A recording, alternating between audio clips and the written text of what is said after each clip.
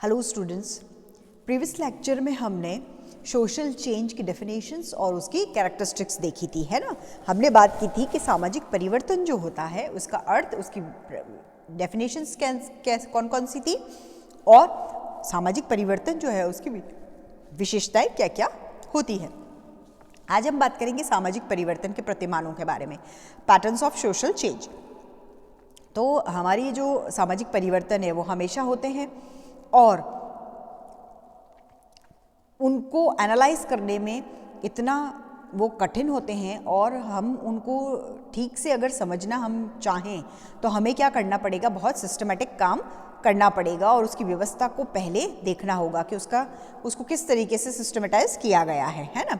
तो अलग अलग क्षेत्र हैं और अलग अलग क्षेत्रों में अलग अलग ढंग से परिवर्तन हमको देखने को मिलते हैं, ठीक है। तो जो मैकाइवर और पेज है ना, उन्होंने परिवर्तन के जो प्रतिमान बताए हैं वो 3 स्टेप्स में हैं, ठीक है। तो फर्स्ट हमारा जो प्रतिमान है ना, वो रेखीय परिवर्तन कहलाता है, लीनियर चेंज कहलाता है। प्रथम प्रतिमान उसको कहते हैं, ठीक है। तो ये जो परिवर्तन होता है, परिवर्तन का ये जो प्रतिमान है, ये कई बार क्या होता है, परिवर्तन हमेशा होते हैं, एकदम से सडन हो जाते हैं और हमारे सामने आ जाते हैं, उनसे रिलेटेड है ना। इस कैटेगरी में हम क्या है, जो इन्वेंशंस किए जाते हैं, जो आविष्कार किए जाते हैं, उनसे उत्पन्न जो चेंजेस होते हैं उनको रखते हैं।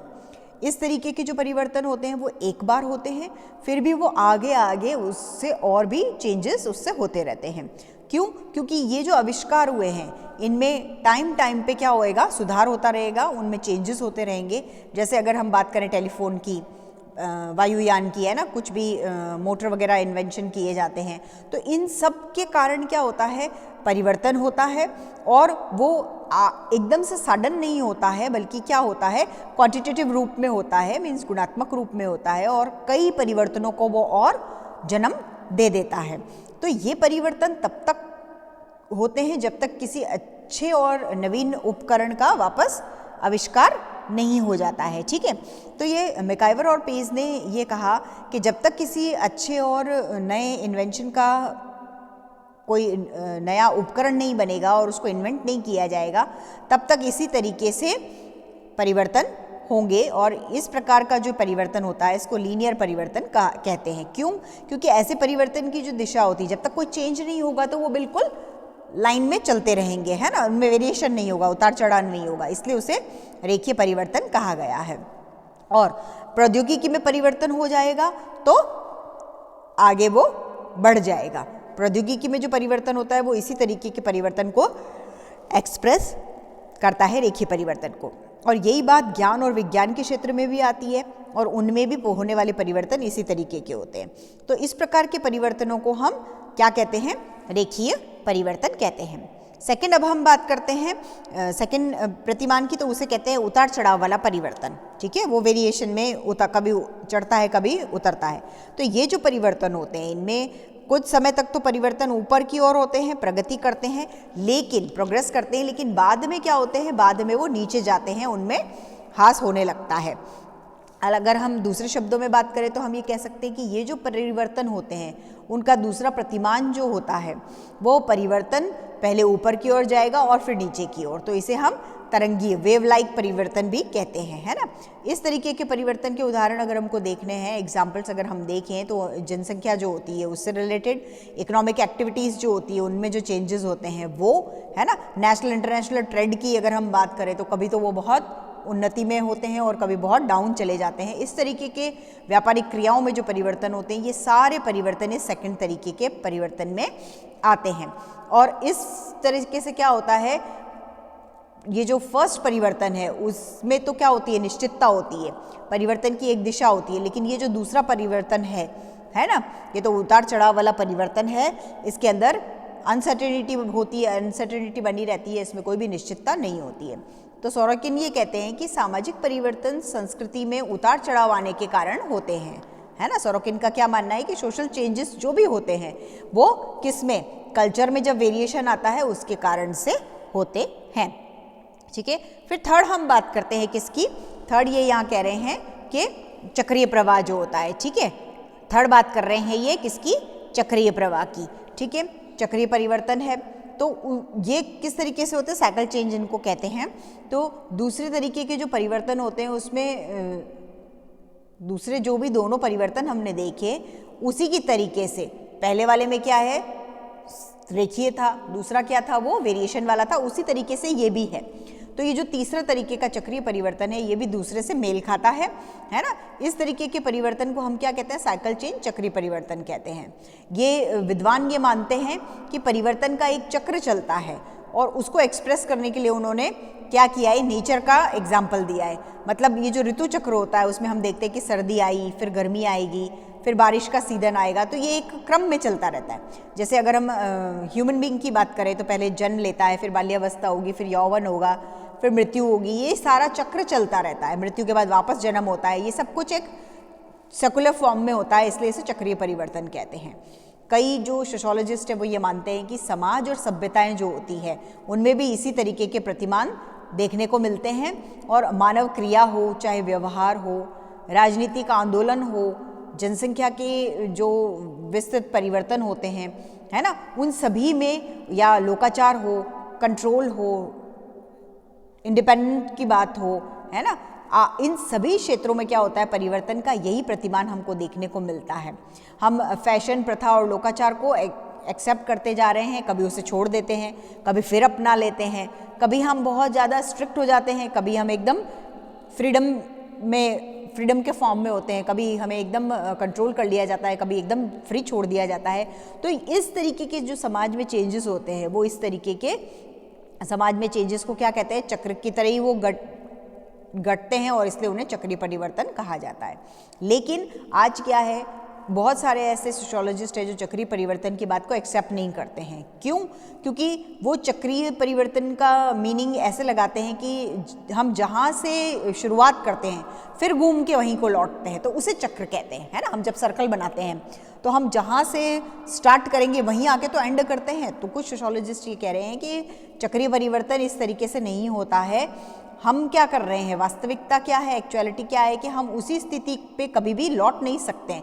हाँ, हम उसमें थोड़ा सा डेवलपमेंट जरूर कर सकते हैं, उसको थोड़ा चेंज जरूर कर सकते हैं, उसको उसमें संशोधन जरूर कर सकते हैं, लेकिन वही स्थिति हमारी नहीं रहती है। तो सामाजिक परिवर्तन के ये जो प्रतिमान होते हैं, है ना, इनके बारे में ये कहा जा सकता है कि फर्स्ट जो है वो डेवलप वाला होता है, कि डेवलप चेंजेस होंगे तो वो आगे बढ़ेगा, नहीं तो वो एक लीनियर चलता रहता है। सेकंड और थर्ड जो है वो दोनों क्या है, डेवलपमेंट भी होता है और वापस डाउन भी हम जाते हैं, ठीक है। तो इस तरीके से ये तीन प्रतिमान इसके अंदर हमको देखने को मिलते हैं। अब हम बात कर रहे हैं कि सामाजिक परिवर्तन जो है उनके कौन कौन से सोर्सेज होते हैं, ठीक है। तो यहाँ पे सामाजिक परिवर्तन के कुछ स्रोत बताए गए हैं। उसमें फर्स्ट देखिए आप, मानव विकास बताया है कि जनता जो है उसके मानसिक विकास का साधन क्या है, क्या सोर्स है। सबसे पहले एजुकेशन, शिक्षित होगा तो वो आगे उसका माइंड डेवलप होगा, है ना। तो ये जितनी भी एजुकेशनल इंस्टीट्यूशंस होती है उनका जो प्रसार किया जाता है, जिस स्थान पे वो बहुत ज़्यादा होगा उस स्थान पे क्या होगा, व्यक्ति बहुत ज़्यादा क्लेवर होगा, पढ़ने में अच्छा होगा, उसकी थिंकिंग पावर बहुत अच्छी होगी, है ना। और वो समाज में जो ये जितनी भी रूढ़ियाँ चल रही है, जितनी भी प्रॉब्लम्स है, उन सब को क्रिटिसाइज करने में बिल्कुल भी हेजिटेट नहीं होता है, और उनके स्थान पे क्या होते हैं, नवीन विचारों को लाने का वो प्रयास करता रहता है, ठीक है। तो सामाजिक परिवर्तन के फर्स्ट स्रोत कौन है, मानव विकास। सेकंड है पारिवारिक पर्यावरण, कि परिवार जो होता है वो सामाजिकता है, सोशलाइजेशन जो है उसमें हमने पढ़ा है कि वो प्रथम पाठशाला है हमारी, परिवार है ना, वहीं से हम सब कुछ सीखते हैं। तो परिवार में सब शिक्षित होंगे, प्रबुद्ध व्यक्ति होंगे, उनकी संख्या ज़्यादा होगी, तो परिवार में संकीर्ण विचारों के लिए कोई स्थान नहीं रहता है ना। सब पढ़े लिखे हैं, लिटरेट है, अच्छी बातें सोचते हैं, डेवलपमेंट की बातें सोचते हैं, तो गलत चीज़ें वहाँ होती ही नहीं हैं। और ये ऐसे जो एक्सपर्ट पर्सन होते हैं वो परंपराओं में टाइम टू टाइम चेंज करते रहते हैं, है ना। परंपराएं टाइमली चेंज होती रहती है उनके यहाँ पे, और इसलिए समाज में उन व्यक्तियों को प्राचीन परंपराओं जो होती है उनमें वो चेंज करते हैं और नई आधुनिक सोच को उनके साथ तालमेल बिठाने की कोशिश करते हैं। तो शिक्षित जो परिवार होते हैं उनकी संख्या जब जहाँ ज़्यादा होगी वहाँ सामाजिक परिवर्तन होंगे, वो भी तीव्र गति से होंगे। नेक्स्ट हम बात करते हैं समाज सुधारकों का प्रयास, कि ये जितने भी समाज में जो ये सुधार का काम करते हैं वो सामाजिक कुरीतियों में चेंजेस लाने के लिए बहुत एफर्ट लगाते हैं, सामाजिक बुराइयों के प्रति वो लोगों को अवेयर करते हैं, है ना। और उन लोगों को वो लोग जो होते हैं वो जनता को इन सब परेशानियों से बाहर निकालने का प्रयास करते हैं ना। हम बात करें महर्षि दयानंद सरस्वती की, राजा राम मोहन राय की, उन सब ने यही प्रयास किए थे, ठीक है। और उससे उन्होंने समाज को प्रगति के मार्ग पे लाने का प्रयास किया था। फिर बात करते हैं हम ज्ञान प्रसार के साधन, कि ये जितने भी इन्वेंशंस होते हैं, साइंटिफिक इन्वेंशंस हो रहे हैं, उनके कारण क्या हो रहा है, आज हम सोसाइटी में समाचार पत्र, रेडियो, है ना, ट्रांसपोर्टेशन के जितने भी साधन हैं, संचार वाहन के साधन हैं, उन सब वो बहुत एक्सेस में हमारे पास है।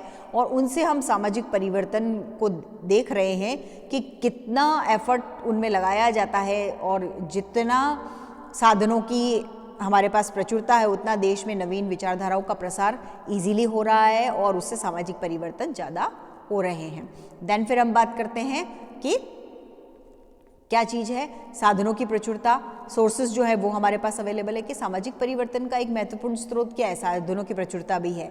जिस देश की आर्थिक दशा अच्छी होती है उन पे क्या होता है, उनके खनिज संपदा वगैरह सब उनके पास ज़्यादा होते हैं, उनकी औद्योगिक स्थिति भी अच्छी होती है ना, और वो देश विकास करेगा, उद्योग धंधों का विकास होगा, है ना, जाति पाति का बंधन नहीं होगा, संयुक्त परिवार प्रथा बनी रहेगी, है ना, वो टूटने के कगार पे नहीं होगी। तो ऐसे परिवर्तन, ऐसे जो पारिवारिक परिवर्तन होते हैं उनमें चेंजेस हमको देखने को मिलते हैं, ठीक है। तो हम ये कह सकते हैं कि जहाँ साधनों की प्रचुरता है वहाँ सामाजिक परिवर्तन को प्रोत्साहन मिलता है। फिर वैज्ञानिक आविष्कार, इन्वेंशंस की बात हो रही है, कि ये वैज्ञानिक आविष्कार परिवर्तन के मूल तत्व होते हैं, है ना, कि वैज्ञानिक आविष्कारों के कारण ही क्या होता है, जनता का दृष्टिकोण क्या होता है, तार्किक होता है, तर्क के आधार पर प्राचीन मान्यताओं का खंडन होता है, और वैज्ञानिक आविष्कारों के कारण से ही क्या होता है, स्थितियों, संस्कृति जो होती है ना, कल्चर जो होता है उसको आदान प्रदान किया जाता है। और आज जो पश्चिमी संस्कृति का प्रभाव हमारे देशों में देखने को मिल रहा है वो सब इस वैज्ञानिक प्रगति आविष्कार की ही देन होता है, ठीक है। फिर हम बात कर रहे हैं कि सामाजिक परिवर्तन जो है उसकी तुलनात्मक धारणा क्या है। तो हम ये कह सकते हैं कि किसी भी समाज में परिवर्तन जो हो रहा है या नहीं हो रहा है, ये बात उस समाज के अन्य उस समाज की जब हम दूसरे समाजों से कंपेयर करते हैं तब देखने को मिलती है ना। हम अपने ही समाज में उन्नति अवनति नहीं देख सकते, हम उसको दूसरे समाजों से, दूसरी संस्कृतियों से कंपेयर करेंगे तब हमको पता चलता है कि हम कहाँ स्टैंड करते हैं, है ना, ठीक है। फिर बात कर रहे हैं कि सामाजिक परिवर्तन जो होते हैं उसके प्रकारों की बात है। तो हम आगे देखेंगे इसमें कि उद्विकास होता है, प्रगति होती है ना। तो ये सामाजिक आंदोलन वगैरह किए जाते हैं, ये सब हम आगे जो लेक्चर्स होंगे उनके अंदर देखेंगे कि इनके प्रकार कौन कौन से हैं, उनको डिस्क्राइब में हम अच्छी तरह से देख लेंगे, ठीक है। फिर हम बात करते हैं कि सामाजिक परिवर्तन और सांस्कृतिक परिवर्तन जो होते हैं उनमें क्या डिफरेंस होता है, ठीक है। तो सामाजिक परिवर्तन जो है उसको बहुत इजी तरीके से हम समझें, उसके लिए हमको क्या करना पड़ेगा, सांस्कृतिक परिवर्तन से उसको डिफ़र करना पड़ेगा, उनमें डिफरेंस दिखाना पड़ेगा, ठीक है। तो मेरिल और एंड्रस ये कह रहे हैं कि मानवीय क्रियाओं और व्यवहारों में परिवर्तन को सामाजिक परिवर्तन कहते हैं, जबकि मानव की क्रियाएं व्यवहार संस्कृति का एक भाग होती है और ये क्या करती है, संस्कृति को उत्पन्न करती है, ठीक है। फिर गेटिस जो है ना, वो ये कह रहे हैं कि सामाजिक और सांस्कृतिक परिवर्तन में कोई भेद नहीं है, मतलब सांस्कृतिक परिवर्तन सामाजिक परिवर्तन ही है। क्यों? क्योंकि जितनी भी संस्कृति है वो अपनी उत्पत्ति, उसका अर्थ, उसका प्रयोग सब सामाजिक रूप में ही लेती है और देखती है, ठीक है। तो यहाँ इन्होंने सामाजिक और सांस्कृतिक परिवर्तन के बारे में कहा है, और ये क्या है कि दोनों ही एक व्यक्ति द्वारा अपनाए गए परिवर्तन है। ऑब्वियस है, जो पर्सन सोशल होगा वो कल्चर से भी वाकिफ होगा, है ना। एक व्यक्ति सामाजिक भी हो सकता है और सांस्कृतिक भी हो सकता है ना। तो लेकिन क्या होता है, इनमें से एक सामाजिक प्रथाओं और दूसरा एक संस्कृति से संबंधित होता है। सामाजिक और सांस्कृतिक परिवर्तन जो होते हैं उनके बीच में एक मुख्य अंतर होता है कि सामाजिक परिवर्तन मूल रूप से पूरे समाज द्वारा अपनाए जाते हैं, उन परिवर्तनों को देखा जाता है ना, जैसे वुमेन एम्पावरमेंट की बात करें हम इस तरीके से। और सांस्कृतिक परिवर्तन जो होते हैं वो एक समाज विशेष में एक विशेष समूह द्वारा ही एक्सेप्ट किए जाते हैं, ठीक है। तो उन सभी संस्कृतियाँ अपने मूल और अर्थ में सामाजिक है, लेकिन वो सामाजिक परिवर्तन उसमें मूल रूप से सामने आता है, ठीक है। अब बात करते हैं कि सामाजिक परिवर्तन क्या है। तो हम ये कहते हैं कि सामाजिक परिवर्तन जीवन के स्वीकृत तरीके हैं और ये वो कारण हो सकते हैं, कई कारणों से ऐसा हो भी सकता है। क्यों? क्योंकि भौगोलिक परिस्थितियाँ होती है, संस्कृति होती है, रचना में परिवर्तन होता है, पर्यावरण चेंज होता है, ऐसे कई फैक्टर्स होते हैं जिनकी वजह से चेंजेस आते हैं। और सामाजिक और सांस्कृतिक परिवर्तनों के अर्थ में हमेशा हमें बहुत बड़ा भ्रम देखने को मिलता है, ठीक है। तो अब ये यहाँ कह रहे हैं कि सामाजिक परिवर्तन व्यापक परिवर्तन का एक हिस्सा होते हैं जो एक्चुअल में क्या होते हैं, सांस्कृतिक परिवर्तन होते हैं, ठीक है। फिर हम बात कर रहे हैं कि सांस्कृतिक परिवर्तन क्या है। तो सांस्कृतिक परिवर्तन का पता लगाने के लिए एक बहुत बड़ा क्षेत्र होता है। ये सांस्कृतिक तत्वों में किए गए जो परिवर्तन होते हैं उनसे संदर्भित होता है ना, मतलब दोनों इसमें सामग्री और गैर सामग्री दोनों आती है। सभी महत्वपूर्ण परिवर्तन होते हैं उनके भीतर सांस्कृतिक पहलू हमें देखने को मिलते हैं। संस्कृति जो होती है वो उस सामाजिक परिवर्तन की सीमाओं को देखने के लिए एक सामाजिक परिवर्तन को निश्चित आयाम और गति देती है। मतलब क्या है, सांस्कृतिक परिवर्तन की बात करें हम तो उन्नत उपकरण, ऑटोमोबाइल्स, मशीनरी, इन सब में जो चेंजेस हो रहे हैं उसकी बनिस्बत क्या होते हैं, हमारी विचारधारा, मान्यताएँ, समाज में जो प्रशासनिक प्रणालियाँ होती हैं उनमें जो बदलाव होते हैं वो इससे रिलेटेड होते हैं, ठीक है। अब हम उन परिवर्तनों के बारे में बात करते हैं जो हमारी लाइफस्टाइल को इंडिकेट करती है ना, मतलब हमारी आदतें होती है, हमारे जीवन जीने का जो तरीका होता है वो सब। और उनमें क्या क्या आता है, उनमें हमारे इंटरेस्ट आते हैं, हमारे में क्या एक्सपर्टेसी है, हम नृत्य कला और संगीत कला इनमें से किस में निपुण है, और इनमें जो जो आविष्कार हुए हैं, जो इन्वेंशंस हुए हैं, जो चेंज हुए हैं वो सब इसके अंदर आते हैं। तो ये थे कल्चरल और सोशल चेंज के बारे में हमने बात की। अब हम बात करते हैं कि इसके अंदर जो मुख्य डिफरेंसेस होते हैं वो कौन से होते हैं, मीन्स सामाजिक परिवर्तन और सांस्कृतिक परिवर्तन जो है उनके बीच में पाए जाने वाले अंतर कौन से होते हैं, ठीक है।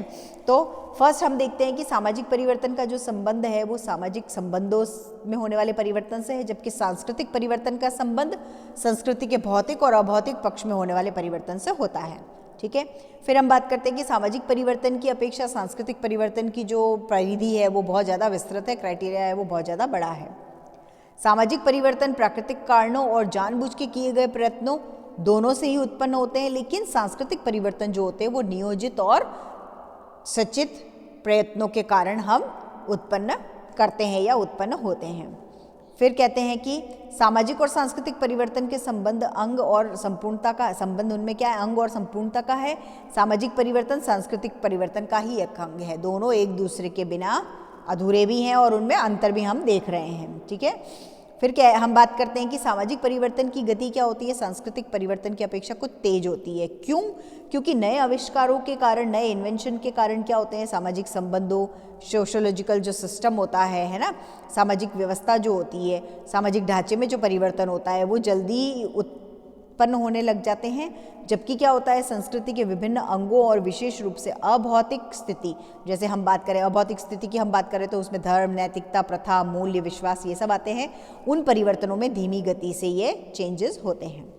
और लास्ट हम बात करते हैं कि सामाजिक परिवर्तन के फलस्वरूप क्या होता है, सांस्कृतिक परिवर्तन हमेशा उत्पन्न होंगे ही होंगे सामाजिक परिवर्तन के फलस्वरूप, लेकिन सांस्कृतिक परिवर्तन के परिणाम स्वरूप सामाजिक परिवर्तन का उत्पन्न होना जरूरी नहीं होता है ना। ऐसा हो सकता है लेकिन ज़रूरी नहीं है, ठीक है। तो हम इन सब डिफरेंसेस जो हमने देखे हैं उनके आधार पे हम ये कह सकते हैं और ये क्लियर होता है कि सामाजिक और सांस्कृतिक परिवर्तन दोनों ही भिन्न प्रकार के परिवर्तन होते हैं, फिर भी इन दोनों में क्या है, बहुत ज़्यादा क्लोज रिलेशन है। और ये दोनों ही क्या है, प्रत्यक्ष और परोक्ष रूप से एक दूसरे से प्रभावित होते हैं, डायरेक्ट और इनडायरेक्ट रूप से इफेक्ट करते हैं, एक दूसरे से प्रभावित होते हैं, ठीक है। तो आज हमने देखा था उसके प्रतिमानों के बारे में बात की है हमने, सामाजिक परिवर्तन के। सामाजिक परिवर्तन में अंतर देखा है हमने किस किस में, सामाजिक परिवर्तन और सांस्कृतिक परिवर्तन होते क्या है और उनमें अंतर देखा, और इसके कारकों के बारे में बात की है कि कौन कौन से ऐसे फैक्टर्स हैं जिनकी वजह से समाज में परिवर्तन होते हैं। ओके, नेक्स्ट लेक्चर में हम इससे आगे का कंसेप्ट देखेंगे। Okay, thank you.